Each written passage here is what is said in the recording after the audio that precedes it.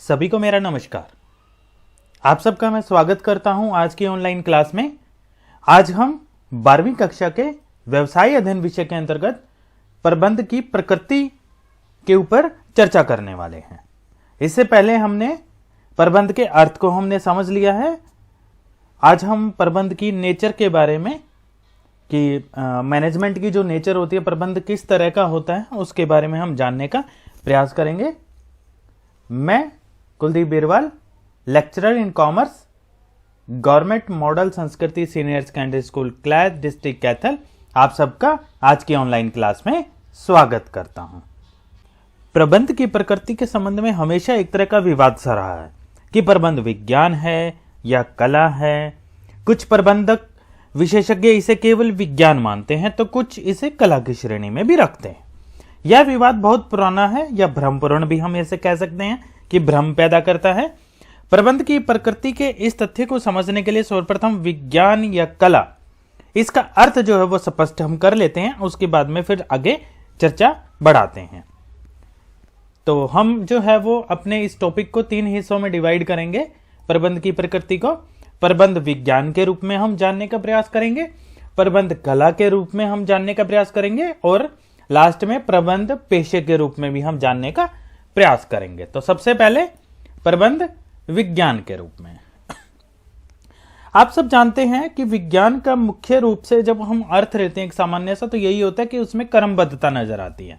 एक तरह से विज्ञान क्रमबद्ध ज्ञान है जो मनुष्य द्वारा अवलोकन या प्रयोगों के आधार पर किया जाता है और उसको प्रमाणित करना संभव होता है। कला और विज्ञान में मुख्य रूप से अंतर यह है कि कला के अंतर्गत यह जाना जाता है कि लागू कैसे किया जाए, मतलब हाउ टू, अर्थात पूर्व स्थापित सिद्धांतों को वास्तविक रूप देने की पद्धति क्या हो सकती है। जबकि विज्ञान को हम यह समझते हैं कि क्यों किया जा रहा है, व्हाई। यानी कि कला तो हो गया हाउ, कि किस प्रकार से की जानी है चीज, और विज्ञान का मतलब हो गया व्हाई, यानी कि क्यों किया जा रहा है, अर्थात सिद्धांतों को बनाने के पीछे क्या रहस्य छुपे हुए हैं। विज्ञान को अगर हम परिभाषा के आधार पर समझने का प्रयास करें तो वही है कि विज्ञान वह क्रमबद्ध ज्ञान समूह है जो कारण और परिणाम के बीच में संबंध स्थापित करता है।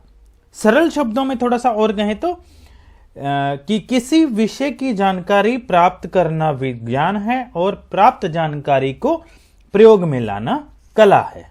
फिर से दोहरा देता हूं, किसी विषय की जानकारी प्राप्त कर लेना विज्ञान कहलाएगा और प्राप्त की गई जानकारी को प्रयोग में लाना कला कहलाएगा। उदाहरण के लिए एक व्यक्ति द्वारा इंजीनियरिंग की पढ़ाई विज्ञान कहलाएगी, जबकि वह पढ़ाई बाद में इंजीनियर के रूप में कार्य करेगा तो वो एक कला कहलाएगी। चलिए थोड़ा सा पॉइंट टू पॉइंट जो है ना थोड़ा सा और समझते हैं।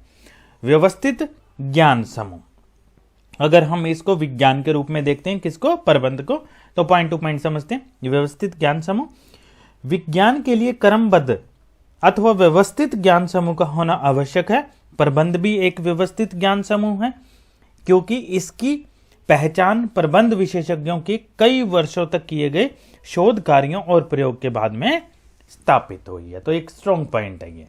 फिर दूसरा, तथ्यों का संग्रह, विश्लेषण एवं प्रयोग।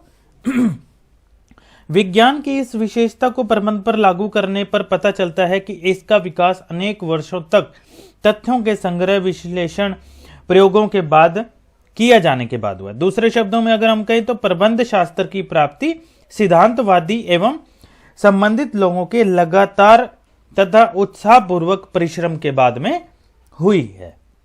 फिर एक और पॉइंट के साथ समझते हैं, सार्वभौमिक प्रयोग। वैज्ञानिक सिद्धांत सत्य पर आधारित होते हैं तथा इन्हें हर परिस्थिति में एवं हर समय लागू किया जा सकता है, अतः उनका सार्वभौमिक उपयोग संभव है।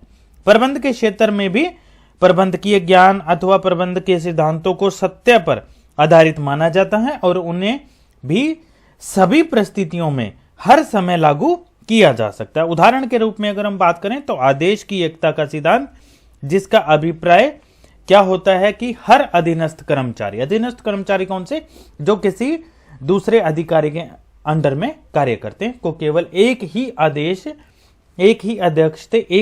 मिलना चाहिए। सभी जगह समान रूप से लागू होता है ये सिद्धांत। कौन से वाला, जैसे कि हमने उदाहरण लिया आदेश की एकता का सिद्धांत।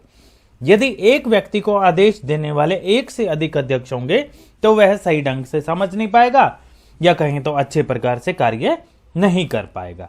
इसी प्रकार अनेक और भी जो सिद्धांत हैं वो इसी प्रकार से समान रूप से सार्वभौमिक रूप से लागू होते हैं। फिर उसके बाद हमारा आ जाता है कारण एवं परिणाम संबंध। वैज्ञानिक सिद्धांत विभिन्न तथ्यों के मध्य कारण एवं परिणाम का संबंध स्पष्ट करने वाले होते हैं। यही विशेषता जब प्रबंध पर लागू की जाती है तो पता चलता है, यह देखने में आता है कि प्रबंध के सिद्धांत भी कारण एवं परिणाम में संबंध स्थापित करते हैं। उदाहरण के लिए अगर हम बात करें तो घटिया नियोजन एवं प्लांट व्यवस्था के कारण उत्पादन में कमी आ जाएगी। यहां नियोजन का घटियापन कारण है और उत्पादन में कमी परिणाम है। इसी प्रकार कार्य विभाजन के सिद्धांत के अनुसार कार्य का ठीक वितरण कारण है और कार्यकुशलता में वृद्धि इसका परिणाम है। इस प्रकार विज्ञान की यह विशेषता भी प्रबंध में पाई जाती है। फिर एक और पॉइंट, परिणामों की वैध जांच। केवल ज्ञान या तथ्यों को एकत्रित कर लेना ही विज्ञान नहीं कहलाता। विज्ञान के लिए परिणामों की वैधता की जांच एवं पूर्वानुमान किया जाना आवश्यक है। मतलब जो रिजल्ट निकला है क्या वो ठीक निकला है या नहीं, ये भी विज्ञान के अंदर आता है।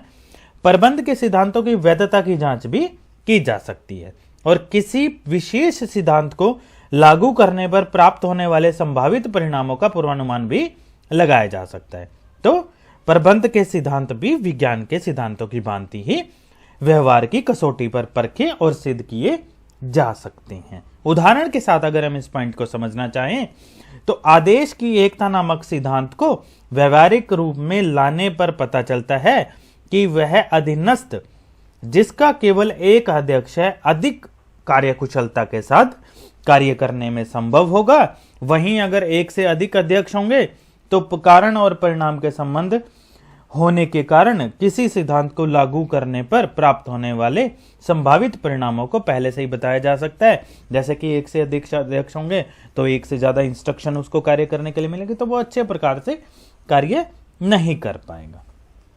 तो ये कुछ पॉइंटों के आधार पर हम कह सकते हैं कि प्रबंध में कला की भांति ही विज्ञान की भी सभी विशेषताएं विद्यमान है, किंतु इसे भौतिक एवं रसायन शास्त्र की श्रेणी का विज्ञान नहीं कहा जा सकता, क्योंकि प्रबंध विज्ञान का संबंध मनुष्य से है और इसका व्यवहार लगातार परिवर्तित होता रहता है। दूसरे शब्दों में अगर हम कहना चाहें तो प्रबंध विज्ञान की विषय वस्तु मानव है, जो एक बुद्धिमान और संवेदनशील प्रणाली है जिसका व्यवहार परिस्थितियों के अनुसार बदलता रहता है। अतः उसके व्यवहार के संबंध में कोई स्थायी नियम भौतिक शास्त्र या रसायन शास्त्र के भांति नहीं बनाए जा सकते। यही कारण है कि प्रबंध विज्ञान भी सामाजिक विज्ञानों की भांति परिस्थितियों के ऊपर आधारित है। तो निष्कर्ष के रूप में हम कह सकते हैं कि प्रबंध विज्ञान को पूर्ण रूपेण विज्ञान तो नहीं माना जा सकता, बल्कि इसे एक व्यवहारिक विज्ञान अथवा जो है हम कह सकते हैं कि अयथार्थ विज्ञान कहना जो है वो ज्यादा अधिक उचित रहेगा। तो विज्ञान के रूप में ये हम तथ्य दे सकते हैं कि प्रबंध एक विज्ञान है। अब कला के रूप में देख लेते हैं एक बारी। तो कला का हमने अर्थ जान लिया है कि कला का अभिप्राय ज्ञान के सैद्धांतिक प्रयोग से है। मतलब ज्ञान ले लिया वो विज्ञान हो गया और उस ज्ञान का प्रयोग करना जो है वो कला कहलाएगी। हमने इंजीनियरिंग वाला उदाहरण ले लिया कि इंजीनियरिंग करना जो है वो विज्ञान हो गया और उस इंजीनियरिंग को बाद में प्रयोग में लाना जो है वो हमारा कला हो जाएगा।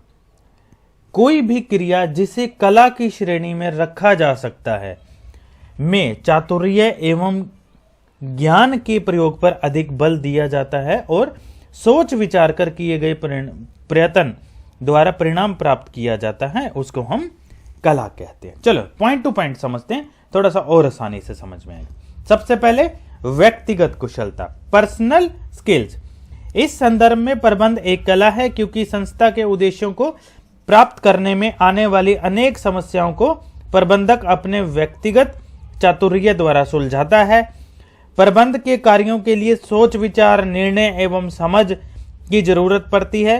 ये गुण विभिन्न प्रबंधकों में अलग अलग मात्रा में पाए जाते हैं। परिणाम स्वरूप उनकी दूसरे लोगों से काम करने की शैली भी भिन्न भिन्न हो सकती है या होती है, और जो शैली या कार्य पद्धति एक प्रबंधक के लिए लाभदायक सिद्ध होती है, वहीं वह दूसरे प्रबंधकों के लिए भी सही साबित होगी, ऐसा जरूरी नहीं है। अतः कला की व्यक्तिगत कुशलता की विशेषताएं प्रबंधक में पूर्ण रूप से विद्यमान है। अगला पॉइंट हमारा आ जाता है व्यवहारिक ज्ञान। कला व्यवहारिक ज्ञान की ओर संकेत करती है तथा इसका संबंध ज्ञान को व्यवहार में लाने या फिर लागू करने से होता है। प्रबंध भी एक व्यवहारिक ज्ञान है और व्यवसाय में प्रबंधक का महत्व इस बात से जाना जाता है कि वह प्रबंध के सिद्धांतों को कितना कुशलता और प्रभावशाली ढंग से लागू कर पाता है, न कि इस बात से कि उसको प्रबंध के सिद्धांतों का ज्ञान कितना है। प्रबंधकीय कार्य संपन्न करने के लिए प्रबंधक में निर्णय विवेक, व्यवहार कुशलता तथा नेतृत्व गुणों की आवश्यकता होना जरूरी है तथा इन सभी गुणों में व्यवहारिक ज्ञान की झलक मिलती है। अतः प्रबंध में व्यवहारिक ज्ञान निहित है और इस आधार पर इसे कला कहा जा सकता है। अगला पॉइंट आ जाता है हमारा सार्थक परिणाम प्राप्ति धारणा। कला का आधार सार्थक परिणामों को प्राप्त करना होता है।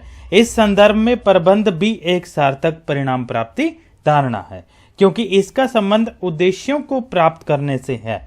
प्रबंध में ये सार्थक परिणाम है कम से कम विनियोग व श्रम में ज्यादा से ज्यादा लाभ प्राप्त करना, उत्पादन व विक्रय का लक्ष्य प्राप्त करना, पूंजी पर उचित प्रतिफल सुनिश्चित करना इत्यादि।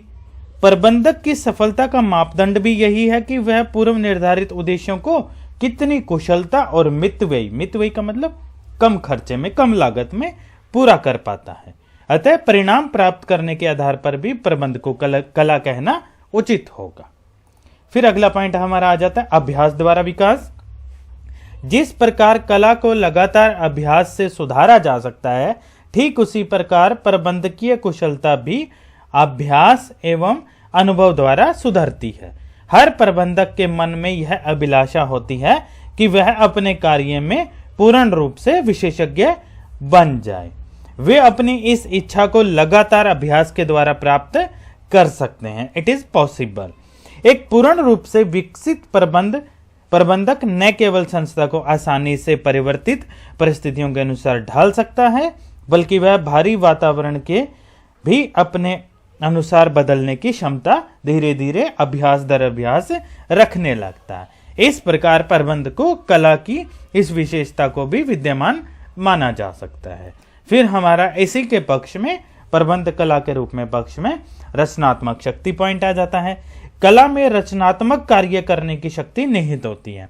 इसी प्रकार प्रबंध में भी प्रभावशाली रचनात्मक कला का गुण होता है, क्योंकि प्रबंध में भी दूसरे लोगों को अभिप्रेरित करके एवं उनकी क्रियाओं में समन्वय स्थापित करके कार्य को पूरा करवाया जाता है।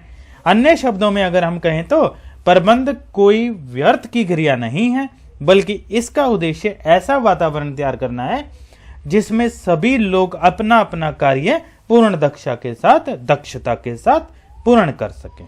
तो इन पॉइंट्स के आधार पर हम कह सकते हैं कि प्रबंध में कला के सभी विशेषताओं का समावेश है। इस आधार पर प्रबंध को कला स्वीकार कर लिया गया। निष्कर्ष के रूप में हम कह सकते हैं प्रबंध कला भी है, विज्ञान भी है। प्रबंध विज्ञान के रूप में प्रबंधकों को अपनी व्यवहारिक कुशलता के प्रयोग में आवश्यक मार्गदर्शन प्रदान करता है, मार्गदर्शक के रूप में कार्य करती है, तथा प्रबंध कला के संदर्भ में हर तरह की परिस्थिति में उसका सामना करना या फिर सहायक होने से है। अतः प्रबंध को कला और विज्ञान दोनों ही मानना तर्कसंगत रहेगा। अब हम चर्चा कर लेते हैं प्रबंध पेशे के रूप में।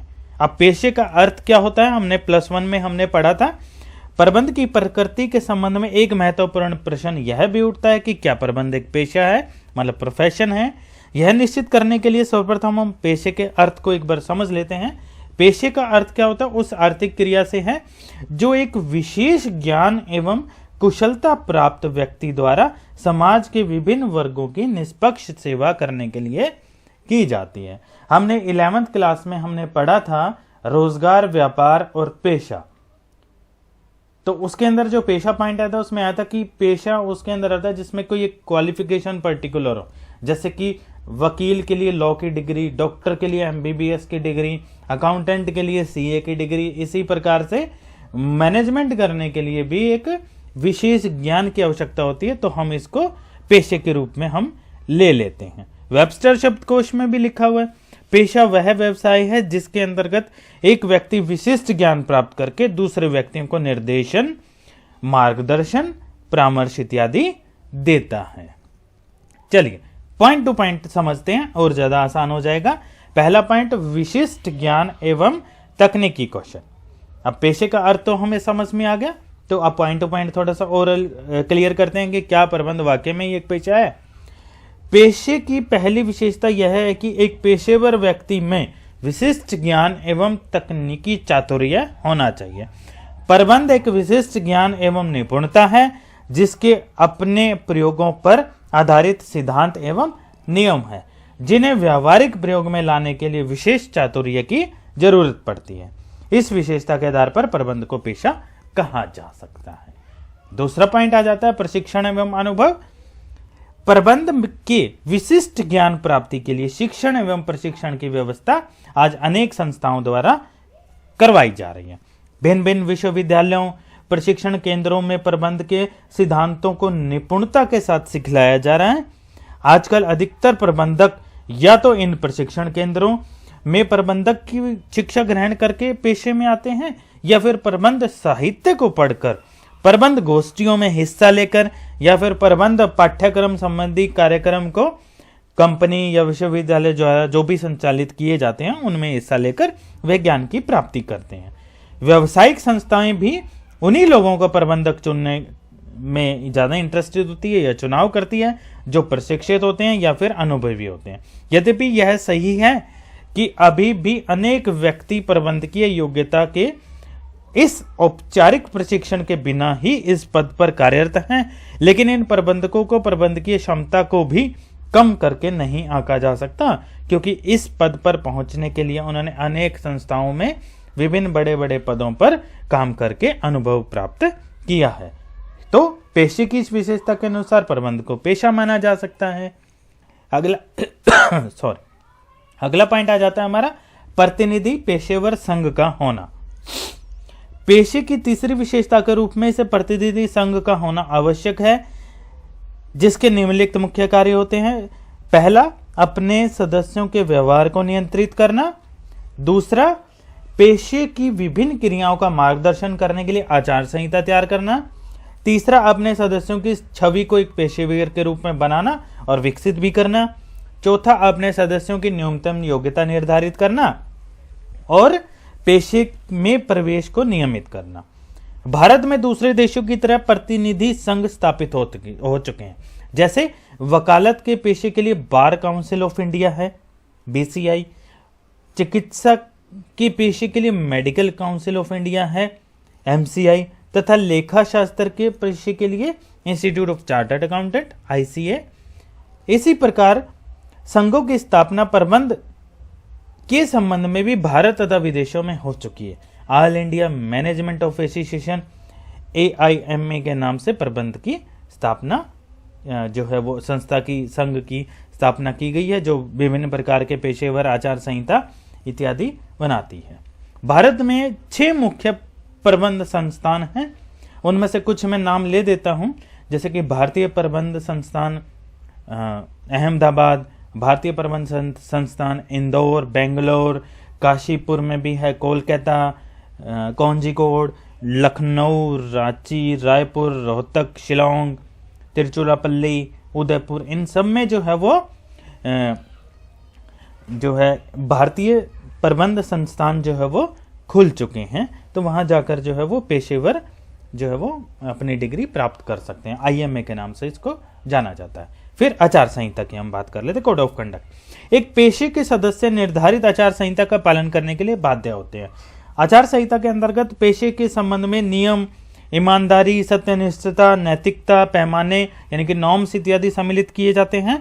पहले से स्वीकृत पेशों में जैसे कि कानून, चिकित्सा, लेखा शास्त्र आदि में आचार संहिता निश्चित कर दी गई है, लेकिन प्रबंध के संबंध में अभी तक ऐसा कोई समान आचार संहिता निश्चित नहीं की गई है और ना ही प्रबंधकीय कार्यों में प्रवेश के लिए किसी लाइसेंस की आवश्यकता है। इन तथ्यों के आधार पर कहा जा सकता है कि प्रबंध पूर्ण रूप से पेशा नहीं है। प्रबंध के संबंध में जो आचार संहिता विकसित हो रही है उसमें मुख्य रूप से संस्था के गोपनीय रहस्यों को गुप्त रखना, संस्था के आंतरिक जानकारियों का उपयोग न करना इत्यादि आ जाते हैं। फिर हमारा अगला पॉइंट आ जाता है सेवा भावना को प्राथमिकता। आखिरी पॉइंट, अन्य धंधों एवं व्यापार की भांति ही पेशा करना भी जीवित रहने के लिए धन उपार्जन का एक साधन है, जिसमें विशेष ज्ञान के आधार पर उचित पारिश्रमिक लेकर समाज की सेवा की जाती है। यही कारण है कि पेशेवर लोगों को समाज में सम्मान प्राप्त होता है। उदाहरण के लिए एक डॉक्टर चिकित्सा के पेशे से अपनी आजीविका चलाता है, लेकिन साथ साथ समाज सेवा भी उसका मुख्य उद्देश्य होता है। उसकी समाज में एक अलग सी रेपुटेशन होती है।